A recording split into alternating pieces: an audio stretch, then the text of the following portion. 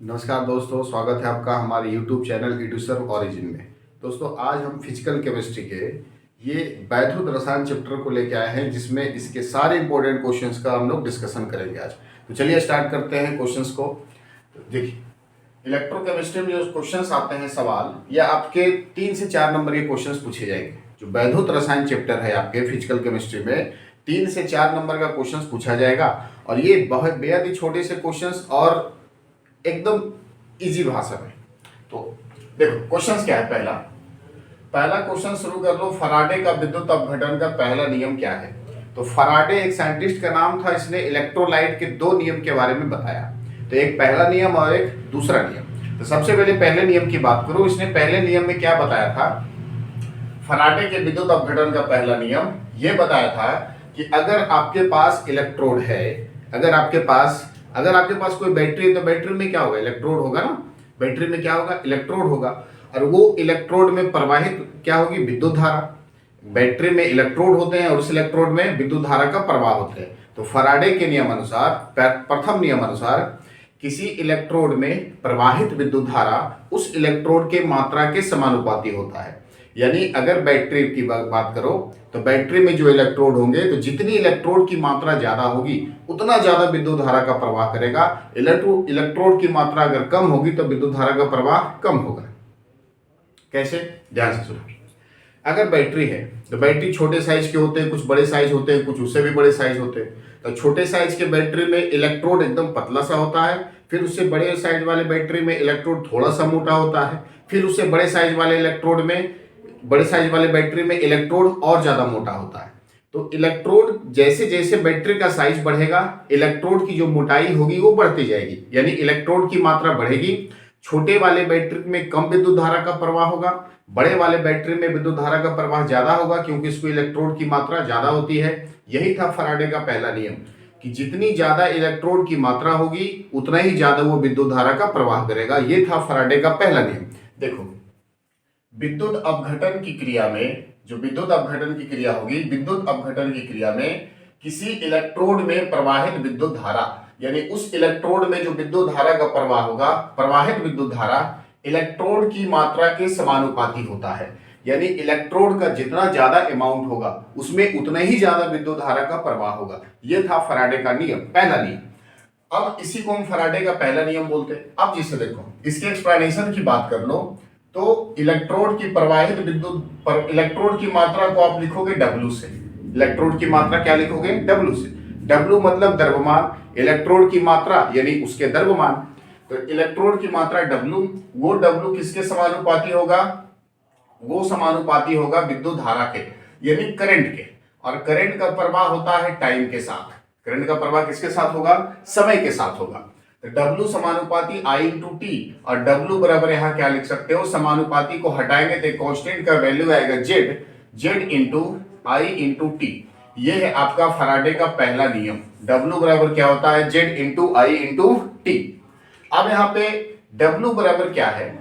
W बराबर है electrode का मात्रा। W बराबर क्या है? ये है आपके इलेक्ट्रोड की मात्रा। इलेक्ट्रोड की मात्रा। I बराबर तो मालूम है करंट, I बराबर करंट यानी विद्युत धारा, और T बराबर होता है टाइम। और यहाँ पे Z बराबर है, Z बराबर क्या होंगे? फराडे स्थिरांक। Z की जो वैल्यू होगी वो Z बराबर क्या होगी? फराडे स्थिरांक, क्योंकि Z है यहाँ पे कांस्टेंट। ये Z की वैल्यू कब आई? जब इस समानुपाती को हटाए हैं तब इसमें Z की वैल्यू आए। ये है फराडे का पहला नियम। किसी इलेक्ट्रोड में प्रवाहित विद्युत धारा उस इलेक्ट्रोड की मात्रा के समानुपाती होता है। जितनी ज्यादा इलेक्ट्रोड की मात्रा होगी उतना ही ज्यादा विद्युत धारा का प्रवाह होगा। फराडे का पहला नियम। दूसरा नियम क्या है? इसको डिस्कस कर लो। देखो, फराडे का दूसरा नियम से विभिन्न विद्युत अपघटयों के विलयन में, अगर आपके पास विद्युत अपघटय का 2 या 2 से 4 विलयन है, ठीक है, विद्युत अपघटयों के विलयन में समान विद्युत धारा प्रवाहित की जाती है। अगर आपके पास 2 विद्युत अपघटय का विलयन है और दोनों में विद्युत धारा समान रूप से प्रवाहित करो। अगर विलयन 1 है, विलयन 2 है, तो दोनों विलयन में अगर 2 एम्पियर धारा डालोगे तो 1 में भी 2 एम्पियर और 2 में भी 2 एम्पियर। मान लो ऐसा कि विद्युत अपघटयों के विलयन में समान विद्युत धारा प्रवाहित की जाती है, तो इलेक्ट्रोड पर मुक्त धातुओं की मात्रा उसके तुल्यांकी भारों के अनुपात में होता है। यानी अगर किसी विद्युत अपघटय का विलयन है, दो विद्युत अपघटय का विलयन है, उसमें विद्युत धारा को प्रवाहित करो समान रूप से। तो जब विद्युत धारा समान रूप से प्रवाहित करोगे तो इलेक्ट्रोड पे जो धातु की मात्रा मुक्त होगी, इलेक्ट्रोड तो धातु का बना होता है, इलेक्ट्रोड पर जो धातुओं की मात्रा मुक्त होगी वो उसके तुल्यांकी भार के अनुपात में होगा। अब यहां से देखो इसका फॉर्मूला क्या है, W बराबर इलेक्ट्रोड के मुक्त धातुओं की मात्रा।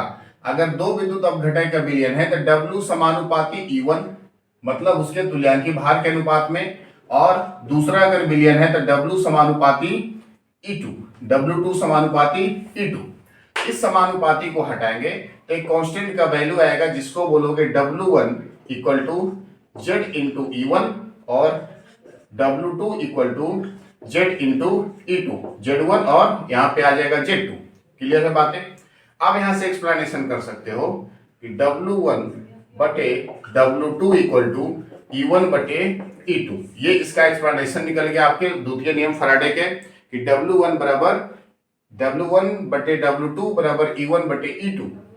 पहले इलेक्ट्रोड की मात्रा पहले इलेक्ट्रोड के तुल्यांकी भार के सब बराबर, दूसरे इलेक्ट्रोड की मात्रा दूसरे इलेक्ट्रोड के तुल्यांकी भार के बराबर। तो ये है फैराडे का द्वितीय नियम। क्लियर है बातें? अब आ जाओ तीसरा क्वेश्चन पे, इलेक्ट्रोड और इलेक्ट्रोड विभव क्या होता है, इलेक्ट्रोड किसे कहेंगे और इलेक्ट्रोड विभव किसे कहेंगे। अगर इलेक्ट्रोड की बात करो तो अगर बैटरी में इलेक्ट्रोड डाल रखे हो तो बैटरी में जो इलेक्ट्रोड होता है उसका काम क्या है, बैटरी में जो इलेक्ट्रोड होते हैं उसका क्या काम होता है। बैटरी में जो इलेक्ट्रोड होते हैं उसका काम है विद्युत धारा का सप्लाई करवाना, यानी वहां से विद्युत धारा लेना, इलेक्ट्रोलाइट में डालना, फिर इलेक्ट्रोलाइट से करंट को प्रवाहित करवाना। जनरली बैटरी में जो इलेक्ट्रोड होता है वो चार्जिंग का भी काम करेगा, डिस्चार्जिंग का भी काम करेगा, आवेश को प्रवाह कराने का काम करेगा। जब बैटरी को आप चार्ज करते हो तो भी आवेश उससे जाके इलेक्ट्रोड, उसके अंदर जो पानी है ना, बैटरी का पानी, इलेक्ट्रोलाइट उसको बोलते हो, उसके अंदर जाएगा और इलेक्ट्रोलाइट से जो रासायनिक ऊर्जा होगी उससे आवेश लेके बाहर को सप्लाई करेगा। तो ये है मेनली इलेक्ट्रोड का काम। तो इलेक्ट्रोड किसे कहते हैं? जनरली इलेक्ट्रोड की बात करो तो इलेक्ट्रोड बना होता है किसी धातु का या तो ग्रेफाइट का। जो इलेक्ट्रोड होते हैं वो किसके बने होते हैं? धातु के बने होते हैं या तो फिर ग्रेफाइट के बने होते हैं। ग्रेफाइट की इलेक्ट्रोड की अगर बात कर लो तो छोटे वाले बैटरी आप देखोगे, छोटे वाले बैटरी जो रेडियो में लगता है या फिर जो घड़ियों वगैरह में लगता है, छोटे वाले बैटरी दीवार वॉच में, दीवार घड़ी में, तो उसमें जो बैटरी होता है ना छोटा सा पतला सा, उसमें एक लंबा सा छड़ होता है, उसी को इलेक्ट्रोड बोलेंगे। और उसी इलेक्ट्रोड, वो जो इलेक्ट्रोड होता है वो ग्रेफाइट का बना होता है। क्लियर है? तो वो इलेक्ट्रोड ग्रेफाइट का होगा। अब इलेक्ट्रोड और इलेक्ट्रोड विभव किसको कहेंगे? ध्यान से देखो, इलेक्ट्रोड क्या होगा? धातु या ग्रेफाइट का छड़ के जैसा होगा, वो धातु का बना होगा या तो फिर ग्रेफाइट का बना होगा। धातु या ग्रेफाइट का छड़ जो किसी विद्युत अपघटय विलयन में डूबा रहता है। ये धातु और ग्रेफाइट का ऐसा छड़ है जो किसी विद्युत अपघटय विलयन में कहां रहेगा? डूबा हुआ रहेगा तथा विद्युत धारा का प्रवाह कराता है। उसी को आप क्या बोलोगे? इलेक्ट्रोड। बैटरी में जो इलेक्ट्रोड होते हैं वो पानी के अंदर डूबे होंगे और उसी पानी को आप विद्युत अपघटय बोलोगे, और वो पानी के अंदर जो बैटरी में इलेक्ट्रोड जो डूबा होगा उसका काम होगा विद्युत धारा का प्रवाह करवाना। तो इलेक्ट्रोड का मेनली काम है विद्युत धारा का प्रवाह कराना, और वो इलेक्ट्रोड विद्युत अपघटय में डूबा हुआ रहता है ऑलवेज। तो धातु या ग्रेफाइट का छड़ जो किसी विद्युत अपघटय विलयन में डूबा रहता है तथा विद्युत धारा का प्रवाह कराता है, उसी को आप क्या बोलोगे? इलेक्ट्रोड के नाम से जानोगे। क्लियर है बातें? अब इसमें बात आएगी इलेक्ट्रोड विभव का। तो इलेक्ट्रोड विभव क्या होगा? अब जो इलेक्ट्रोड डूबे होंगे उसी इलेक्ट्रोड में क्या होगा? धनायन और ऋणायन आवेश उत्पन्न होगा।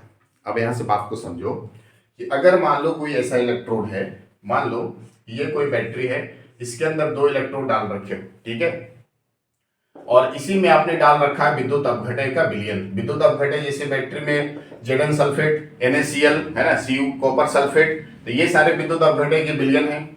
ये विद्युत अपघटय के विलयन क्या होंगे? जैसे मान लो यहाँ पे ZnSO4 है, जिंक सल्फेट का विद्युत अपघटय है, और इसी जिंक सल्फेट के विद्युत अपघटय में दो इलेक्ट्रोड डाल रखे हो, तो ZnSO4 क्या होगा? ये प्लस माइनस में टूट जाएगा।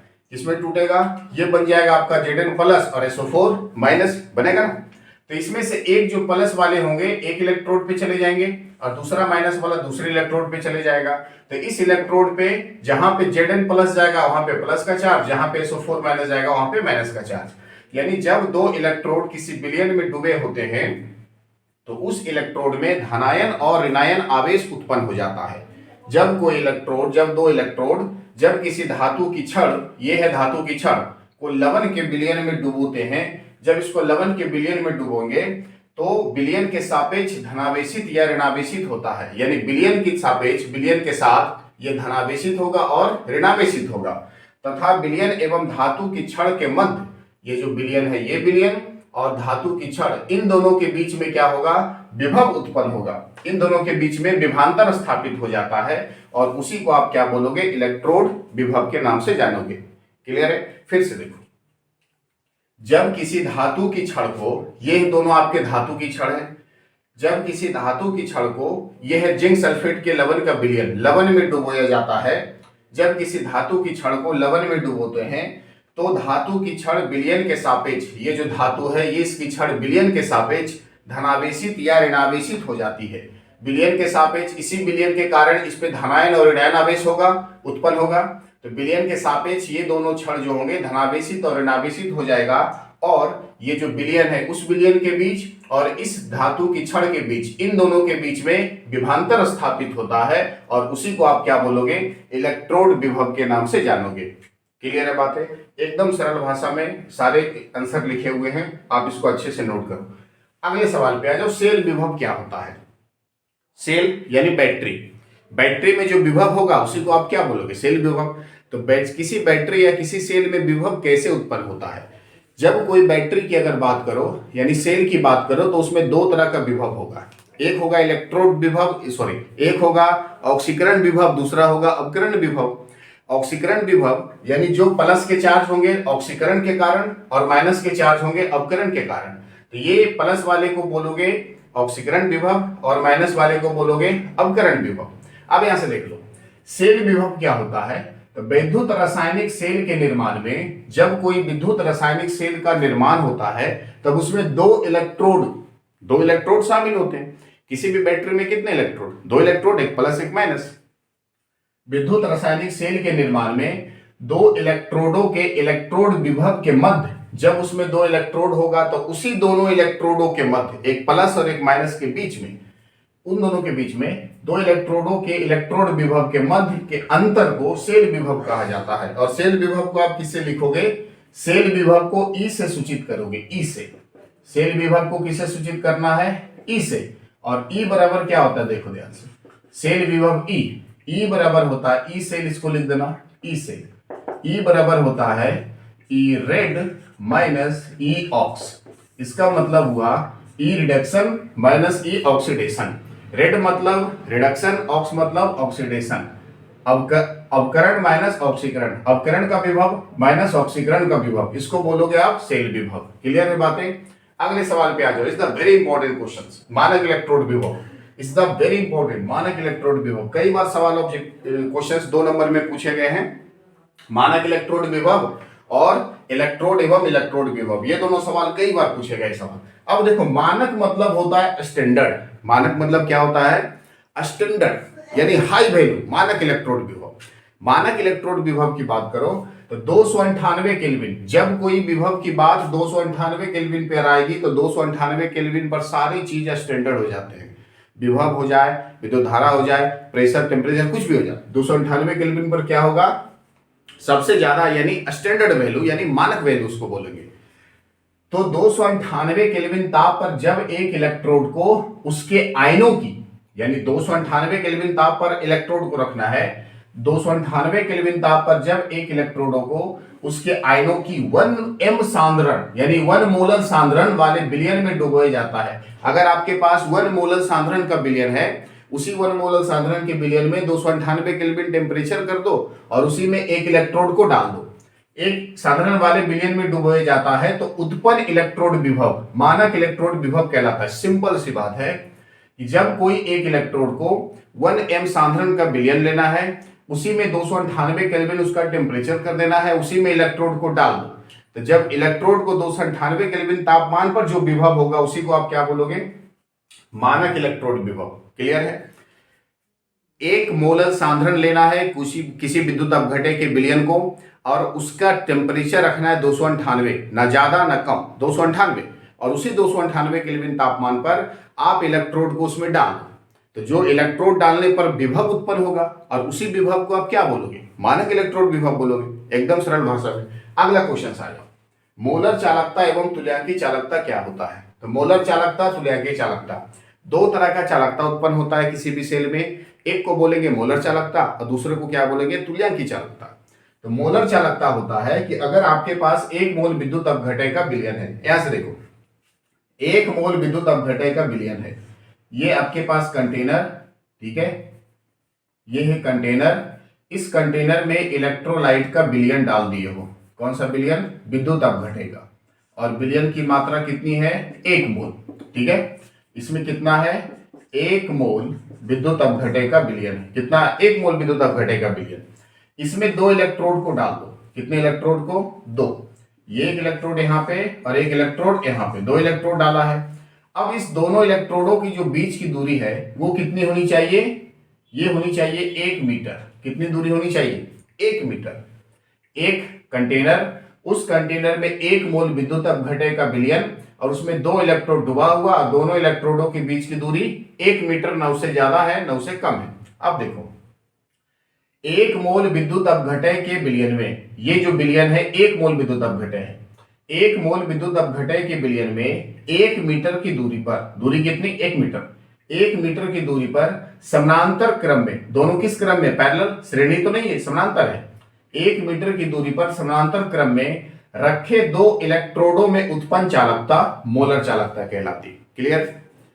1 मोल विद्युत अपघटय के विलयन में, 1 मोल विद्युत अपघटय के विलयन में 1 से 1 मीटर की दूरी पर, 1 मोल विद्युत अपघटय के विलयन में 1 मीटर की दूरी पर समानांतर क्रम में रखे 2 इलेक्ट्रोडों में उत्पन्न चालकता मोलर चालकता कहलाती है। क्लियर। 1 मोल विद्युत अपघटयों के विलयन में 1 मीटर की दूरी पर समानांतर क्रम में रखे 2 इलेक्ट्रोडों में उत्पन्न चालकता मोलर चालकता कहलाती है। क्लियर है। और मोलर चालकता को किससे लिखेंगे, लेमडा एम से। क्या किससे लिखेंगे इसको, लेमडा एम से।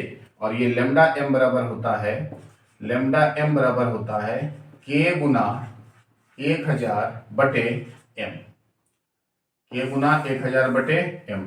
देखो इधर लिख दो, लेमडा एम बराबर होता है के गुना 1000 बटे एम।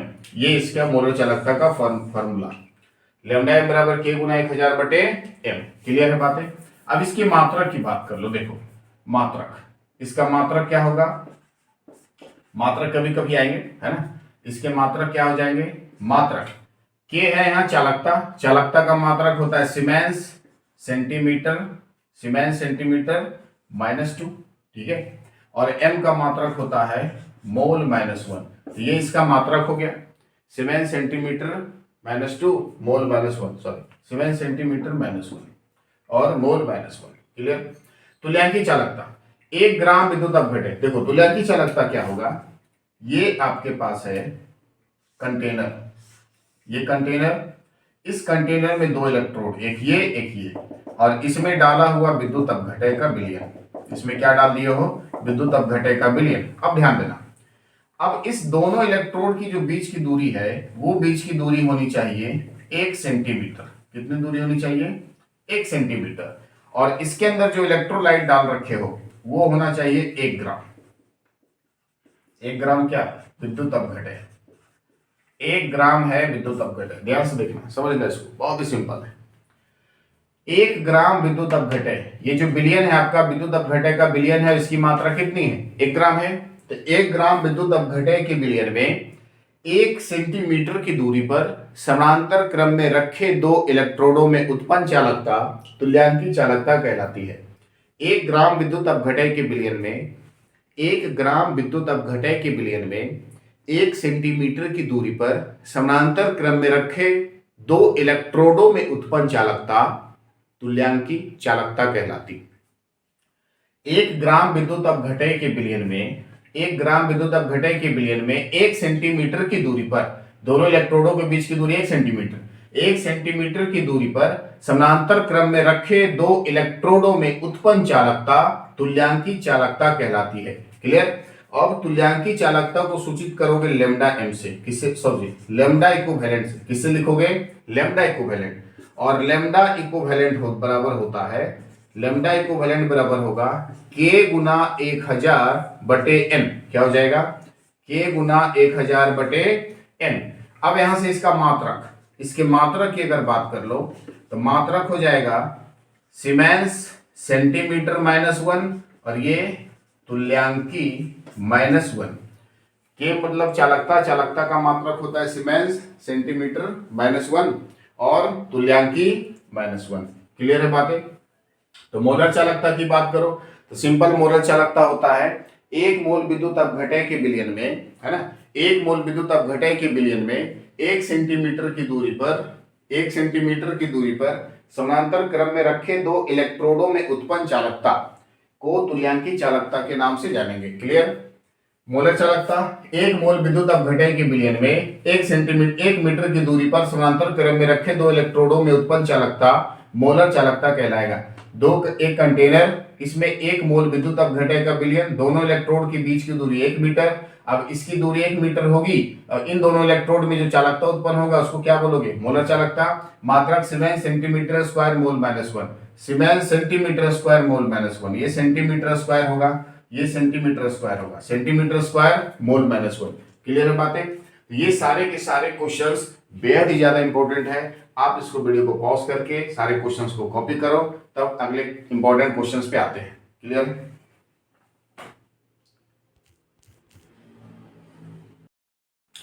अगला सवाल है प्राथमिक सेल किसे कहते हैं? क्वेश्चन नंबर 7, प्राथमिक सेल क्या होता है? प्राथमिक सेल किसे कहते हैं? सेल 2 प्रकार के होंगे, एक प्राथमिक सेल, दूसरा द्वितीयक सेल। प्राथमिक सेल उसको बोलेंगे जो एक बार अगर डिस्चार्ज हो जाए तब उसको पुनः चार्ज नहीं कर सकते हो। प्राथमिक सेल वैसा सेल होता है जो एक बार अगर डिस्चार्ज हो गया तो उसको पुनः आप दोबारा चार्ज नहीं कर सकते हो, उसको बोलेंगे प्राथमिक सेल। फॉर एग्जांपल, जैसे दीवार की घड़ी में जो बैटरी होता है ना, दीवार की घड़ी में जो बैटरी लगा होता है, अगर वो बैटरी एक बार बंद हो जाए, खत्म हो जाए, तो घड़ी चलना बंद हो जाएगा। अब उसी बैटरी को तुम दोबारा चार्ज कर सकते हो क्या? नहीं कर सकते ना। तो बैटरी के घड़ी को दोबारा आप चार्ज नहीं कर सकते, तो वो बैटरी कौन सा सेल होंगे? प्राथमिक सेल।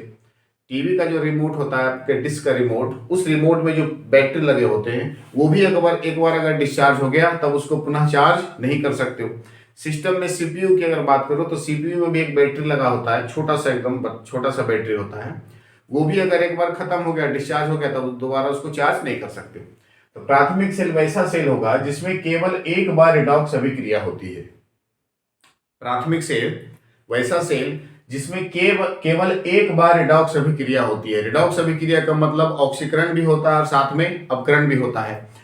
तो प्राथमिक सेल वैसा सेल जिसमें एक बार केवल रिडॉक्स अभिक्रिया होती है, अर्थात वैसा सेल जो एक बार अनावेशित होने पर, अनावेशित मतलब डिस्चार्ज, एक बार अनावेशित होने पर इसे पुनः आवेशित नहीं किया जा सकता। आवेशित मतलब चार्ज। एक बार अनावेशित होने पर जिसे पुनः आवेशित नहीं किया जा सकता है, वैसे सेल कौन से सेल होंगे? प्राथमिक सेल होंगे। पहली बात। दूसरी बात इसमें समझने वाली क्या है कि प्राथमिक सेल अनुत्क्रमणीय होती है। अनुत्क्रमणीय कहने का मतलब है इरिवर्सेबल। अनुत्क्रमणीय कहने का मतलब है कि जो चीजें एक बार खत्म हो गई वो दोबारा फिर से स्टार्ट नहीं हो सकता, उसको बोलेंगे अनुत्क्रमणीय। जो चीजें एक बार संपन्न हो गई वही चीजें अगर फिर से शुरू करना चाहो तो दोबारा नहीं होगा। अब जैसे प्राथमिक सेल का बैटरी एक बार अगर डिस्चार्ज हो गया था उसको दोबारा चार्ज नहीं कर सकते हो, तो ये कैसे होंगे? अनुत्क्रमणीय होंगे। प्राथमिक सेल का एग्जाम्पल क्या क्या होता है, इसका एग्जाम्पल नोट कर लो। इसके एग्जाम्पल होते हैं शुष्क सेल, जिसको बोलते हो सूखा सेल। शुष्क सेल आपका डेनियल सेल, कौन सा सेल? डेनियल सेल, है ना। फिर लोकलांसे सेल, लोकलांसे सेल। तो ये सारे कौन से सेल होंगे? प्राथमिक सेल होंगे। शुष्क cell, Daniell cell, Leclanche cell, ETC, ये कौन से सेल है? प्राथमिक सेल। प्राथमिक सेल क्वेश्चंस आते हैं, is a very important 2 number में। वैसा सेल जिसमें केवल एक बार रिडॉक्स अभिक्रिया होती है, अर्थात वैसा सेल जो एक बार अनावेशित अगर हो जाए, जो एक बार अनावेशित हो जाए तो उसको पुनः आवेशित नहीं कर सकते। एक बार अगर खत्म हो गया, डिस्चार्ज हो गया, तब उसको दोबारा चार्ज नहीं कर सकते, तब उसको क्या बोलोगे? प्राथमिक सेल। क्लियर? दूसरे में आ जा, द्वितीयक सेल किसे कहते हैं? तो इसका जस्ट विपरीत, एकदम उल्टा, द्वितीयक सेल। द्वितीयक सेल वैसा सेल होता है जो एक बार अगर डिस्चार्ज हो गया तब उसको दोबारा चार्ज कर लो, चार्ज हो जाएगा आसानी से। जैसे आपके मोबाइल की बैटरी, आपके मोबाइल की बैटरी है तो सूखा हुआ सेल, लेकिन लिथियम आयन है ना वो, तो लिथियम आयन बैटरी होते हैं, सूखे में लिथियम आयन बैटरी है, तो उसको दोबारा चार्ज आप कर सकते हो। तो द्वितीयक सेल होता है वैसा सेल जो एक बार अनावेशित होने पर, जो एक बार अगर अनावेशित हो जाए तब उसको पुनः आवेशित कर सकते हो, तो वैसा सेल द्वितीयक सेल कहलाएगा। द्वितीयक सेल वैसा सेल जो एक बार अनावेशित होने पर, एक बार डिस्चार्ज होने पर पुनः चार्ज हो जाए, तब उसको बोलोगे द्वितीयक सेल। दूसरी बात, द्वितीयक सेल उत्क्रमणीय होती है। उत्क्रमणीय का मतलब है कि जो चीजें एक बार खत्म हो गई दोबारा फिर से स्टार्ट होगा। बैटरी एक बार डिस्चार्ज हो गया तब उसको दोबारा चार्ज कर सकते हो। क्लियर? तो इसको बोलोगे आप द्वितीयक सेल। इसके एग्जाम्पल देखो क्या होंगे, इसके एग्जाम्पल नोट कर लो। द्वितीयक सेल का एग्जाम्पल होता है सीसा संचायक सेल। क्या होता है? सीसा संचायक सेल। दूसरा एग्जाम्पल होता है nickel cadmium cell. Nickel cadmium cell, सीसा संचायक सेल, निकेल कैडमियम सेल, या तो फिर इसको और तीसरे में लिख सकते हो oxygen hydrogen cell. Oxygen hydrogen cell, ठीक है, ऑक्सीजन हाइड्रोजन सेल। तो ये सारे के सारे द्वितीयक सेल होंगे। वैसा सेल जो एक बार अनावेशित होने पर पुनः आवेशित हो जाए द्वितीयक सेल कहलाएगा। यह उत्क्रमणीय होता है। सीसा संचायक cell lead acid battery, nickel cadmium battery और हाइड्रोजन ऑक्सीजन बैटरी, ये दोनों सेल आपके क्लियर हुए। अब जो इंपॉर्टेंट क्वेश्चन है, गैल्वेनिक सेल से हेतु लवन सेतु क्या होता है? लवन का सेतु क्या होता है? ध्यान से देखो, लवन सेतु किसको बोलते हैं? तो पहले एक छोटा सा फिगर बना लेते हैं, कुछ ऐसा देखो। ये कंटेनर है, ये कंटेनर है, ठीक है, इसमें भी विद्युत अपघटय का विलयन, इसमें भी विद्युत अपघटय का विलयन, इसमें जो विलयन है जिंक सल्फेट का विलयन है, और इसमें जो विलयन है कॉपर सल्फेट का विलयन है, ठीक है। इसमें कौन सा विलयन है? कॉपर सल्फेट का विलयन है। अब इसमें एक इलेक्ट्रोड डाल रखे हो, एक इलेक्ट्रोड इसमें है और दूसरा इलेक्ट्रोड इसमें है, ठीक है। अब इस दोनों इलेक्ट्रोडों को एक गैल्वेनोमीटर से जोड़ दो। किससे जोड़ दिए? गैल्वेनोमीटर से, दोनों लवन, इस दोनों इलेक्ट्रोडों को। ये जो इलेक्ट्रोड है ये कॉपर का इलेक्ट्रोड है, कॉपर का इलेक्ट्रोड, और ये जो इलेक्ट्रोड आपने लगा रखे हो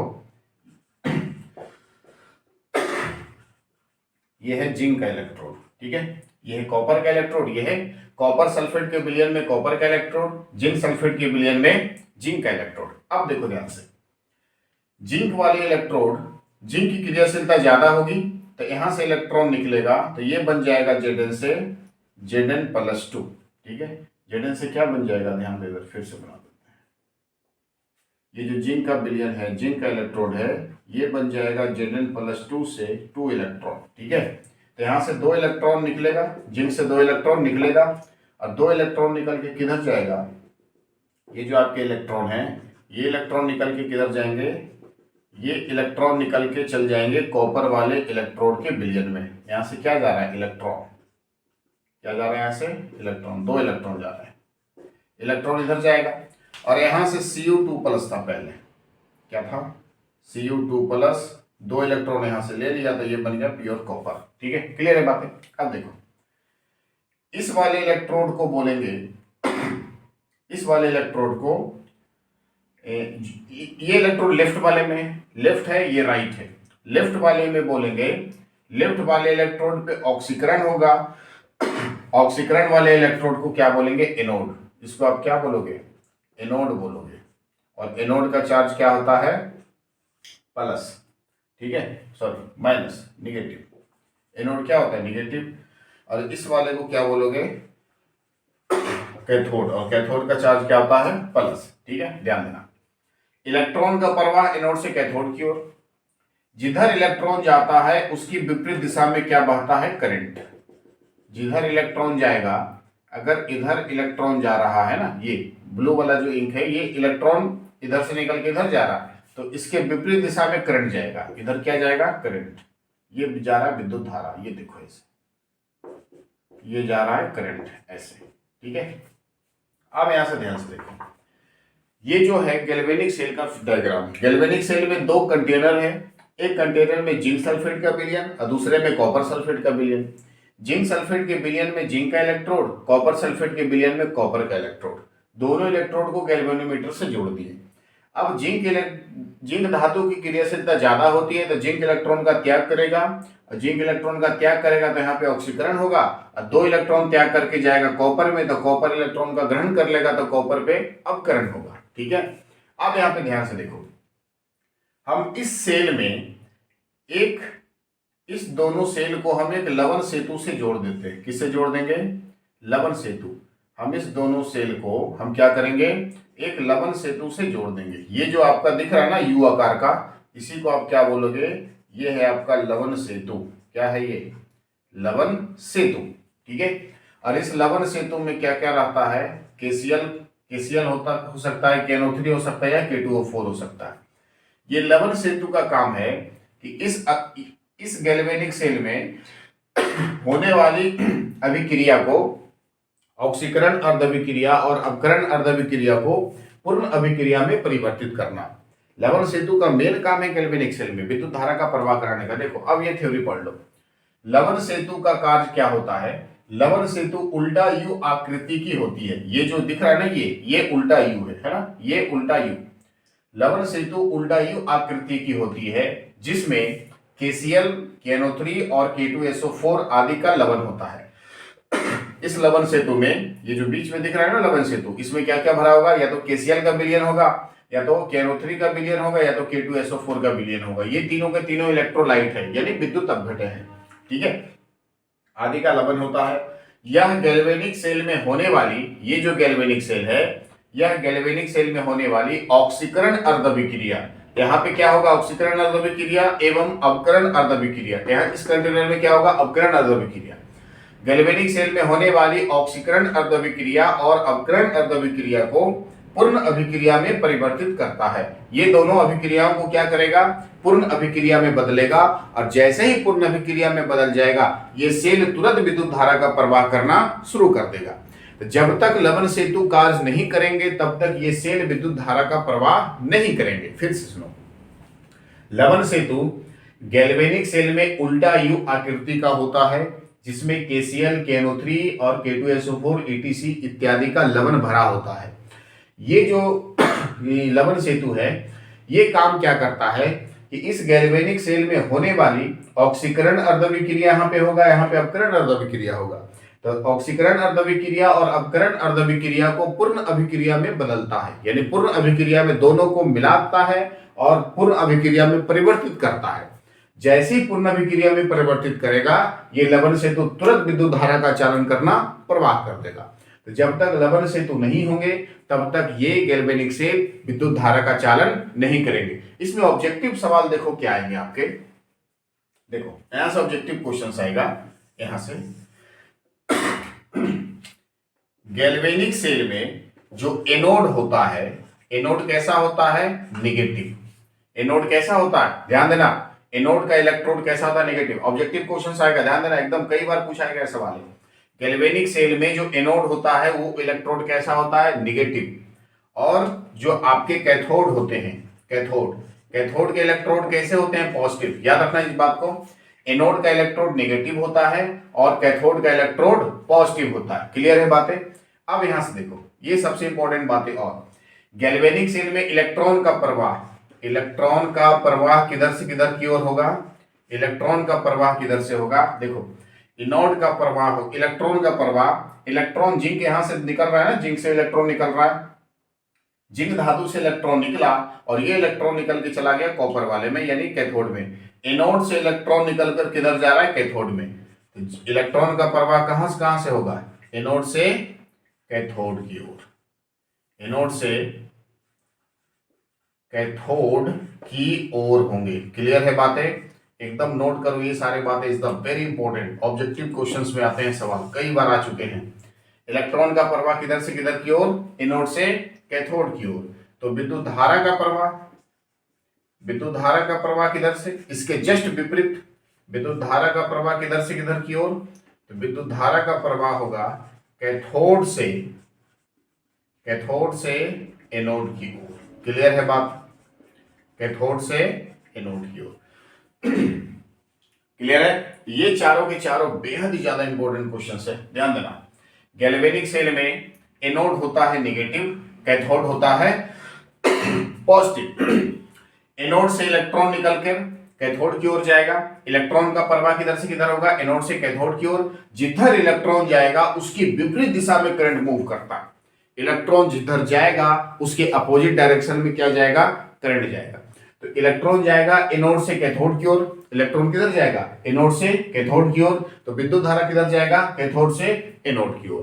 तो ये होते हैं गैल्वेनिक सेल में लवण सेतु के कार्य, ये क्लियर कर लो अच्छे से। अब इतने जितने भी सारे क्वेश्चंस किए हो इस चैप्टर का, सारा इंपॉर्टेंट क्वेश्चंस है, सबको अच्छे से नोट्स बनाओ, अच्छे से प्रैक्टिस करो और एग्जामिनेशंस की बेटर प्रिपरेशन करो। तो आपको ये वीडियो कैसा लगा कमेंट करके जरूर बताएं, चैनल को सब्सक्राइब करें, वीडियो को लाइक करें और अपने दोस्तों के साथ शेयर करें। धन्यवाद।